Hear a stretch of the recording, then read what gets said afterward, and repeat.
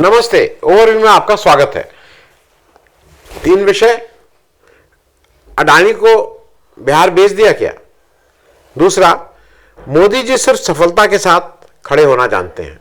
और तीसरा, कश्मीर में शुरू हुई पत्रकारों की सफाई। इन तीनों विषयों पर बात करने से पहले हमेशा की तरह आपसे आग्रह, चैनल को सब्सक्राइब करें और अगर हो सके तो चैनल की मेंबरशिप भी ले लें। हमें आपके इस मेंबरशिप की आवश्यकता है क्योंकि एक आर्थिक सहयोग की ज़रूरत होती है। मेंबरशिप का मतलब कि हर महीने आप एक छोटी रकम हमें देते हैं और अगर आप हर महीने का कमिटमेंट नहीं करना चाह रहे हैं तो एक बार एक मुश्त वन टाइम भी आप हमारा आर्थिक सहयोग कर सकते हैं। हमें आपके इस आर्थिक सहयोग की आवश्यकता है। तो अब बात शुरू करते हैं। अडानी को बिहार भेज दिया, ये मैं नहीं कह रहा हूं, ये आरोप लगा रहे हैं इस देश के भूतपूर्व कैबिनेट मंत्री, भूतपूर्व गृह सचिव, बीजेपी के इस समय नेता, 2 बार के सांसद श्री आर.के. सिंह साहब। आर.के. सिंह साहब बीजेपी के नेता हैं, बीजेपी में हैं। 2014 और 2019 में आरा से सांसद रहे, रिकॉर्ड वोटों से जीते, लेकिन 2024 का इलेक्शन हार गए। मैं उनकी बाकी इसलिए क्योंकि वो क्या कह रहे हैं उसके कहने से पहले जरा उनका ये बता दूं कि वो कैसे अफसर हैं। ये आपको एक बार 1975 बैच के आईएएस अफसर हैं। सुपौल में उनका जन्म हुआ था। सुपौल बिल्कुल बिहार के ईस्टर्न, कोसी रीजन का, ईस्टर्न साइड का जिला है और बहुत ही कार्यकुशल है। अपने आईएएस के रहते हुए बहुत ही कार्यकुशल है। ये वही आर.के. सिंह हैं जिनको लालू प्रसाद यादव ने ईयरमार्क किया था समस्तीपुर में अडवाणी जी का रथ रोकने के लिए। जब अडवाणी जी रथ लेके 1990 में यात्रा कर रहे थे तो 30 अक्टूबर को अडवाणी जी को अरेस्ट करने का जिम्मेदारी लालू यादव ने इनको सौंपी थी। तो लालू यादव जी के भी विश्वस्त थे और कार्यकुशल थे, इसलिए उनको ये काम दिया गया था। मैं ये थोड़ा 1-2 लोगों का इसलिए बता दूं कि इनकी ये कार्यकुशलता कितनी इंपॉर्टेंट है। वही अडवाणी जी जिनको गिरफ्तार किया, ले आए गिरफ्तार करके, हेलीकॉप्टर बिठा के गेस्ट हाउस में रखा गया, वही अडवाणी जी जब इस देश के गृह मंत्री बने तो उन्होंने खास करके अडवाणी जी ने आर.के. सिंह को गृह मंत्रालय का जॉइंट सेक्रेटरी बनाया। मतलब 1999 से 2004 जो एनडीए की सरकार थी उसमें एक गृह सचिव थे अडवाणी जी के गृह मंत्रालय में। फिर ये 2004 में जब ये टर्म खत्म हुआ, नीतीश जी मुख्यमंत्री बने तो नीतीश जी ने इनको 2004 से 2009 तक ये पीडब्ल्यूडी के प्रिंसिपल सेक्रेटरी थे। उस समय ऐसा कहा जाता है कि सड़क का जो भी काम उस समय हुआ था उसमें इनका एक बहुत बड़ा कंट्रीब्यूशन बिहार में था।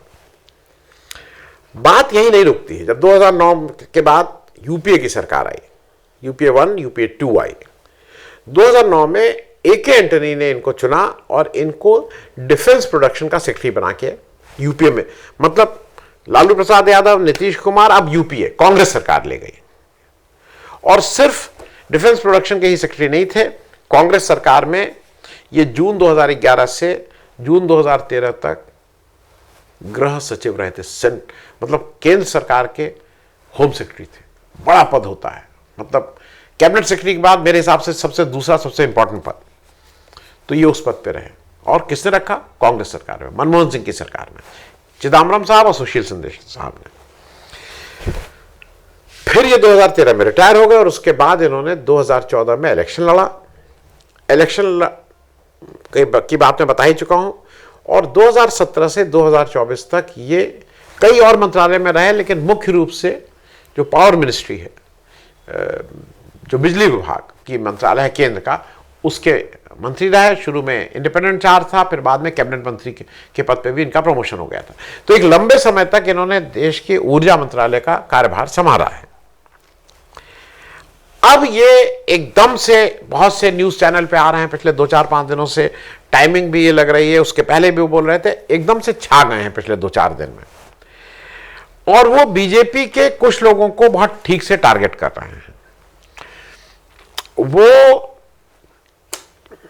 कहीं ना कहीं सबसे ज़्यादा उनका है कि जो सम्राट चौधरी की बात को, सम्राट चौधरी का नाम लेके बोल रहे हैं कि भाई सम्राट चौधरी अगर पढ़े लिखे हैं, अगर उनके ऊपर आरोप लगा रहे हैं कहीं से बैठ के, और बहुत से लोग अब लगा रहे हैं, लेकिन प्रशांत किशोर ने वो शुरू किया था, तो वो क्यों नहीं उसका जवाब देते हैं? क्यों नहीं कहते मेरे पास ये डिग्री है, डिग्री देखिए, वो देखिए, और मानहानि का मुकदमा? जब नहीं बोल रहे हैं तो कहीं ना कहीं कुछ है। फिर वो जो इनके दूसरे अध्यक्ष हैं जायसवाल, वो जायसवाल को भी नहीं छोड़ रहे हैं। वो कह रहे हैं जो जायसवाल जी जो अध्यक्ष हैं उनके ऊपर आरोप लग रहा है कि उन्होंने ये किया और इतने हजार करोड़ बनाया और ये बनाया और वो बनाया। कहने क्यों नहीं उनका जवाब दे रहे हैं? क्यों नहीं मानहानि का मुकदमा कर रहे हैं?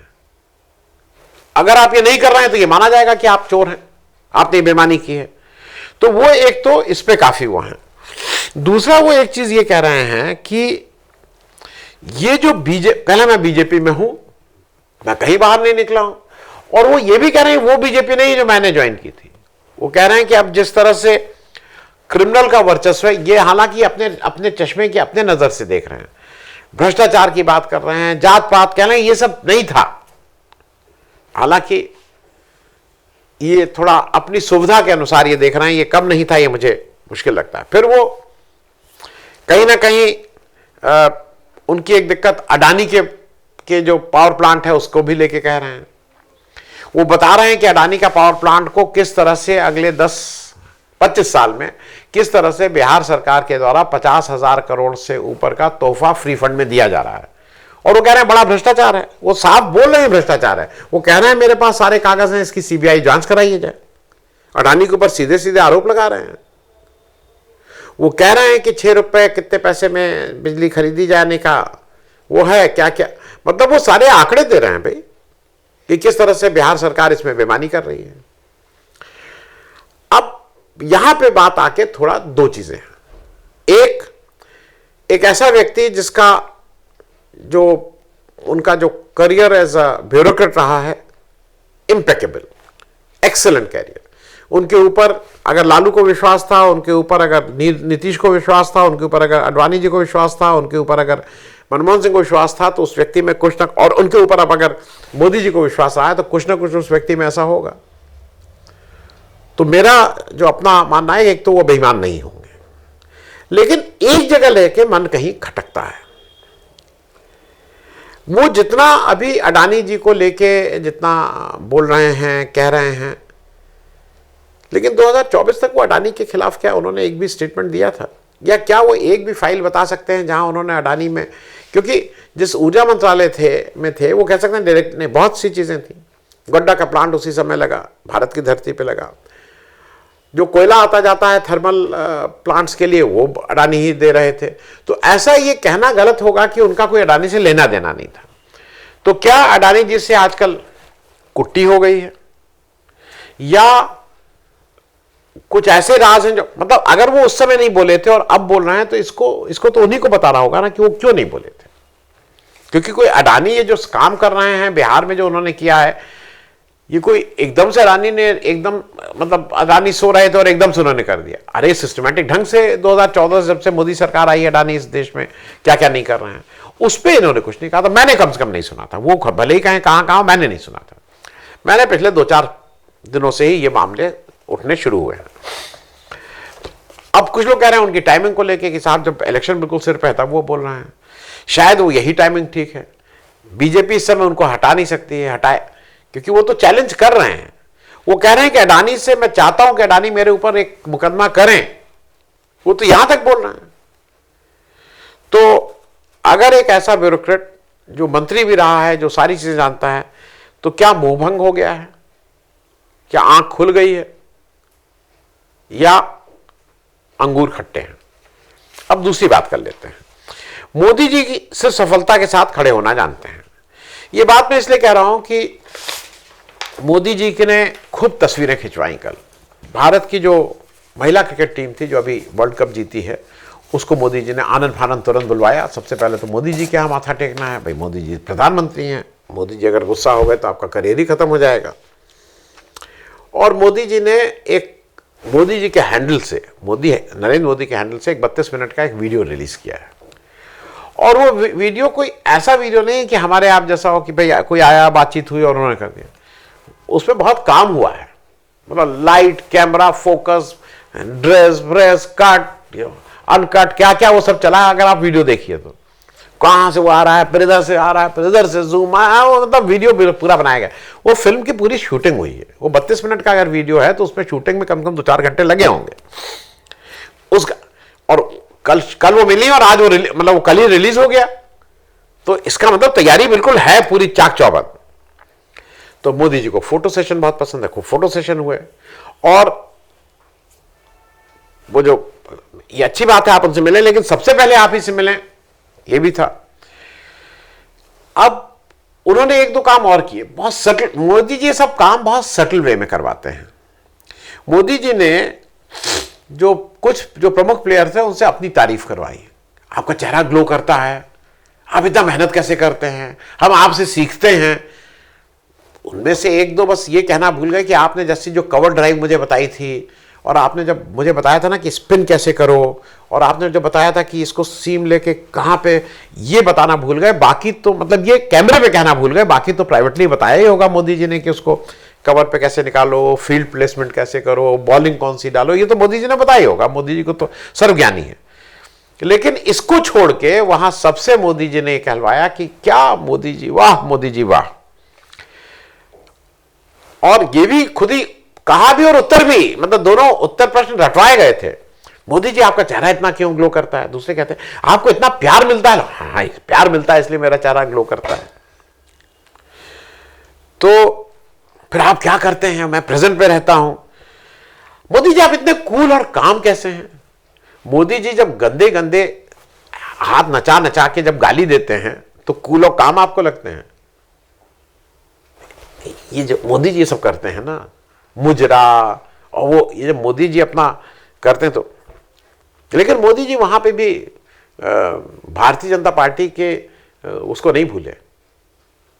आपके इंस्टा पे मैंने देखा जय श्री राम आप लिखती हैं, तो मोदी जी की मैसेज ये थी सबके लिए, सब लोग जय श्री राम लिखना, नहीं तो अगली बार देख लेंगे। फिर मोदी जी को एकदम से माँ बहुत याद आती हैं। वो किसी की माँ को प्रणाम कर रहे हैं, अपनी उनकी माँ तो बेचारी, हम सब लोग प्रणाम करते हैं। जो एक 90 साल की महिला को अगर एटीएम की लाइन में लग रही हैं 6 हट्टे कट्टे बच्चों के रहते हुए, तो प्रणाम ही हो उन माता जी को और उस परिवार को। और फिर मोदी जी ने उनको बताया कि आप कैसे कैसे मोटिवेशन करिए, क्या करिए, और इत्यादि इत्यादि। और मोदी जी को एक नमो की वो भी दी गई, टी-शर्ट भी दी गई। लेकिन मोदी जी, अगर 2 चीज़ें हैं, पहले तो मैं क्रिकेट की एक बात खत्म कर दूं। मोदी जी अगर वहाँ पे आप, क्योंकि घर का बच्चा ही बीसीसीआई और इसका करता धरता आपके तो घर का है। पुरुषों ने जब T20 वर्ल्ड कप, ये ओडीआई वर्ल्ड कप है, उससे बड़ा माना जाएगा, बड़ा है। T20 वर्ल्ड कप में पुरुषों की टीम को वही बीसीसीआई 125 करोड़ देता है। Same governing body women cricket के लिए भी है। इनको वर्ल्ड कप जीतने पे 50 करोड़ देता है।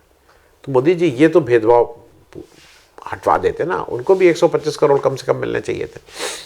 मेरी ये दूसरा ये लगता है, मोदी जी अगर आप कभी कोई हार के आया, फोगट, ठीक है, उस समय आपके एक बहुत चहेते सांसद थे, उनको आपको बचाना ही था, पार्टी की बात थी, चाहे वो जूतों से रौंदे, चाहे कुछ करे दिल्ली पुलिस आपका, वो सब ठीक है, आप उसमें नहीं करते, आप उस सब पचड़े में नहीं पड़ते।